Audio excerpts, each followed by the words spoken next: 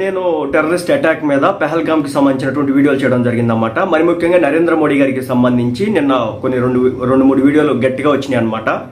ఏమంటే ఒత్తిడి చేయడం కరెక్ట్ కాదు నరేంద్ర మోడీ గారిని, ఈ టైంలో ఆయనకి మనం ఏ విధంగా ఉండాలి, ఇంటెలిజెన్స్ ఫెయిల్యూర్ అని చెప్పేసి, లేదంటే రకరకాలుగా మనం విమర్శించడం కరెక్ట్ కాదు అని చెప్పేసి నేను మాట్లాడడం స్టార్ట్ చేస్తే, సో నేను అందరి గురించి కూడా చెప్తా. తులసి చందు గారు మాట్లాడిన మాటల్ని కావచ్చు, అదేవిధంగా మరి కొంతమంది వాదిస్తున్నటువంటి వాదనకి సంబంధించి కావచ్చు, కొన్ని రాజకీయ పార్టీల అడ్డగోలు థియరీలు కావచ్చు, వాటన్నిటికి సంబంధించి చెప్పే ముందు ఏందో నేను ఒక 20-30 వీడియోలు లేదా 40 వీడియోలు వచ్చి ఉంటాయి. సో వీటిలో చూసిన తర్వాత ఏదో మళ్ళీ అంటగట్టేయడం స్టార్ట్ చేసినారు పార్టీకి. ఏదో నేను బీజేపీ పార్టీ కార్యకర్తనంట, అంధభక్తుడినంట, బత్తాయినంట.